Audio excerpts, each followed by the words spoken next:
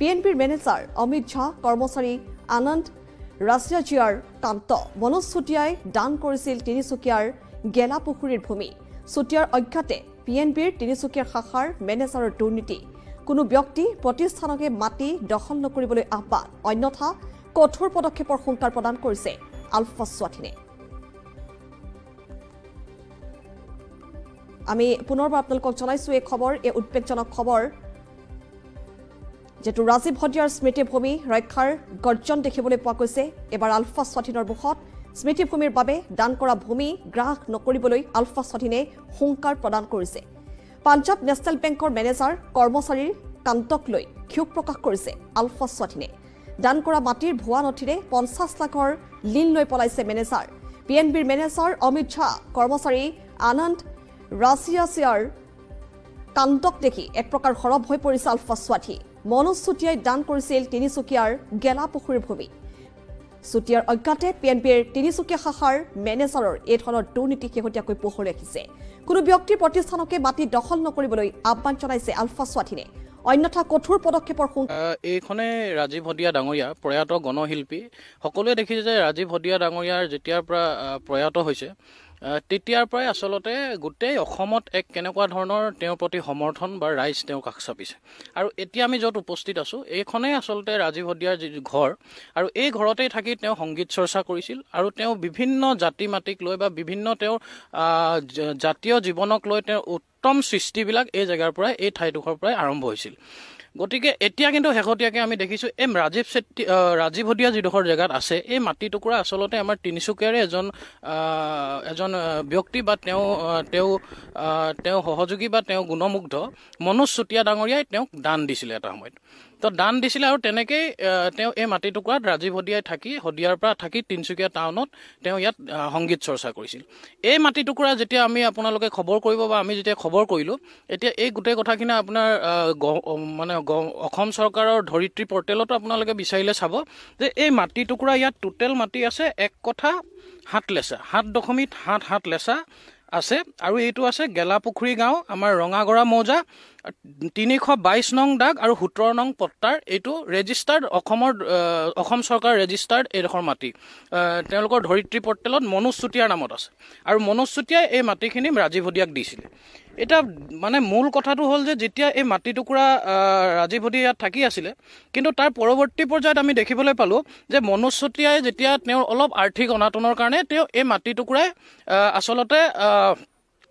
মানে মাটি টুকুৰা দেখুৱাই অৰিয়েণ্টেল বেংক অফ কমাৰ্চ বুলি তেতিয়া তিনিচুকীয়াত এটা বেংক আছিলে সেই বেংকৰ পৰা তেওঁ লোন বিচাৰিছিলে 10 লাখ টকা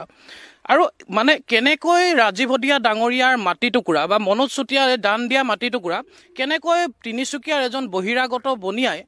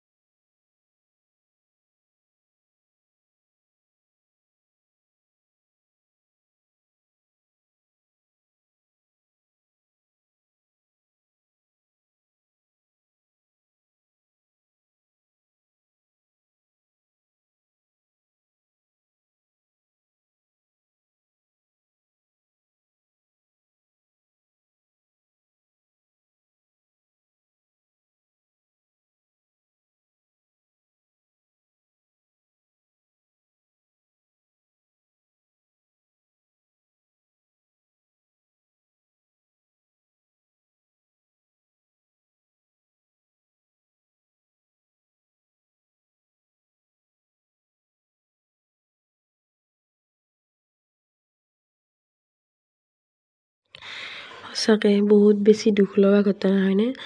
এজন শিল্পীৰ মৃত্যু হৈছে, হয়নে নহয়? যি শিল্পীয়ে জাতি মাতি ভেটি লৈ গান গাই নিজৰ জীৱনটো উচৰ্গা কৰি দিলে, তেখেতৰ আমি শ্ৰদ্ধা কৰিব লাগে নে তেওঁৰ মাটি সম্পত্তি ক'ত কি আছে আমি এইবিলাক চাব লাগে? সঁচাকৈ বহুত বেছি দুখ লগা ঘটনা। যদি আপুনি কাৰোবাক জন্ম দিয়া নাই তাৰ মাৰাৰ অধিকাৰো নাই, ঠিক তেনেদৰে আপুনি যদি মাটিখিনি দিয়া নাই তেওঁক আপুনি লোৱাৰ অধিকাৰ নাই নহয়, হয়নে নহয়? সঁচাকৈ বহুত বেছি দুখ লাগিছে। আমি এজন মানুহক মৰাৰ সমবেদনা জনোৱাতকৈ আমি মাটি সম্পত্তিৰ আশাতহে বেছিকৈ থাকোঁ নেকি বাৰু? সঁচাকৈ বহুত বেছি দুখ লগা ঘটনা। এনেকুৱা এজন শিল্পী যাৰ নাম আজি গোটেই পৃথিৱীয়ে জনা হৈছে, গোটেই বিশ্বতে জানিছে, গোটেই বিশ্বই দুখ কৰিছে, গোটেই পৃথিৱীয়ে দুখ কৰিছে, হয়নে নহয়? কিন্তু তেনে ক্ষেত্ৰত এজন মানুহে তেওঁৰ মাটি সম্পত্তিৰ মিছা প্ৰবঞ্চনা কৰি তাতে লাগি আছে। সঁচাকৈ বহুত বেছি দুখ লগা